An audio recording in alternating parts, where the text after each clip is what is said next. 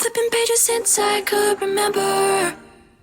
That told me I had to be within the lines of 2 degrees and 9 to 5. And hi guys, so today's video we're going to be making enchiladas.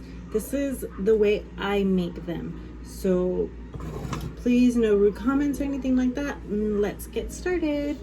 Okay, so, and quick disclaimer, sorry if you hear my kids in the background or hear TV or crying. If it gets too crazy, I'm going to do a voice over this and just kind of skim through everything. But right now I'm going to explain the ingredients. So you need a thing of ground beef. This makes a full pan like this size. And this is what me and my husband and my kids will finish by ourselves. So it'll make enough to fill this pan with this little one. And then you want to get the enchilada sauce. I always get mild because I don't like anything hot or spicy. And then you want to get the mild, or I use mild cheddar. You can use whichever one you like. That's what it looks like. So you want to get the cheese, the ground beef, and enchilada sauce. Those are the main things. And corn tortillas. All right, so now that we have our stuff ready, I have my pan to cook the meat. And then I have this little bowl. I usually have a flatter bowl, but it's dirty right now. So I'm going to use this and pour the enchilada sauce in here. And I will explain a little bit better once I get more into it. But for right now, let me start cooking the meat, and I will show you guys how I do that. All right, so what I like to do before I get started is I like to grind the cheese, and I like to have all my ingredients kind of set up already, so that way when I'm done with the meat, I can kind of just get started on rolling everything together. So I have the cheese open and I have my grinder. I'm going to use this bowl actually for right now, and I'm going to grind the cheese into it. And I usually do about half of this.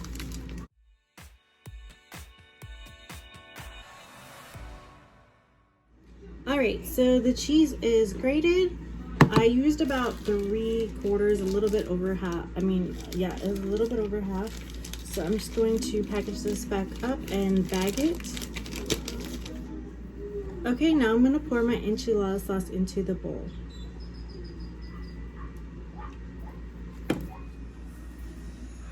Alright, so I lied. Okay, so we are going to need a few ingredients for the cooking the meat. So, of course, it's a ground beef. I'm going to squeeze my ground beef into my pan.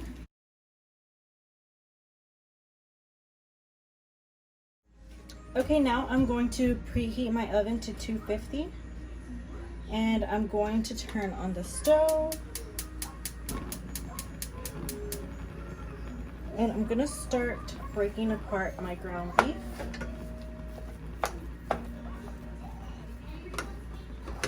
As it cooks.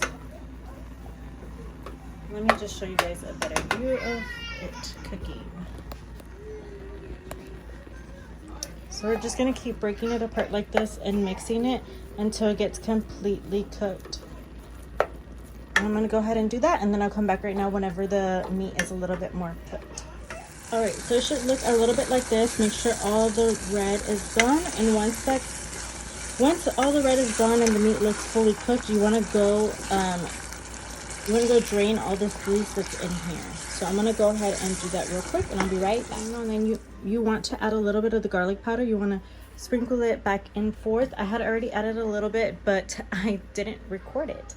So I added the garlic powder right here, and I added some ground comino. And now we're going to mix, and I have the heat on very, very low. Like, you literally cannot see it because of how low it is. And there's my daughter. Okay, it's been mixed. So now I'm going to add some tomato sauce. And this one's already open, so I'm just going to put a little bit in there. I don't put a lot. I put a decent amount. And then you're going to mix it. I might actually need a little bit more than that. Well, I didn't open that can. Someone just used it recently, but usually I'll pour half of that small can into here. And then once you put the tomato sauce and it looks good enough to where you like it, I want more. I want it to look a little bit reddish, so I'm gonna put more. Okay, so that looks a little bit better to me. Now I'm gonna add a little bit of water.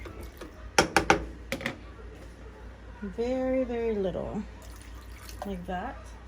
So it looks like this.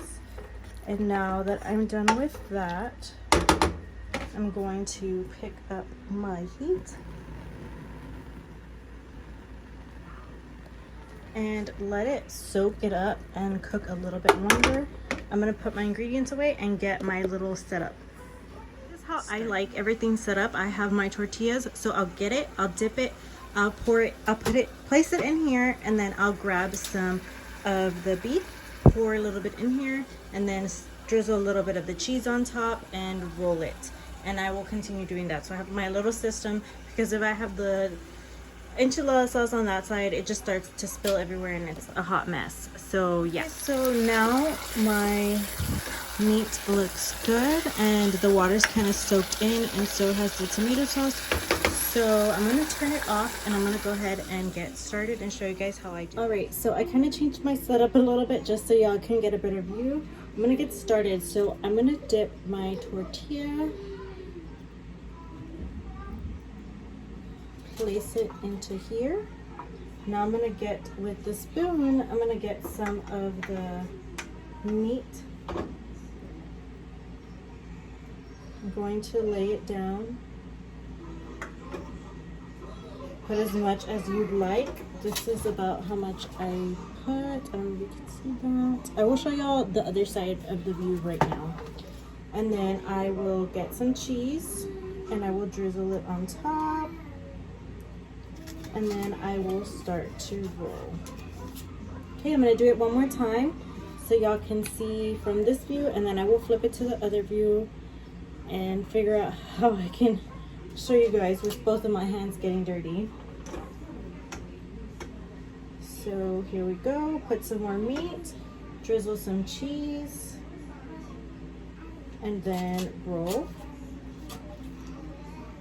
And so, okay, so I'm gonna attempt to do this one-handed to show you guys from this view how I do it. So I grab the tortilla, I dip it into the sauce.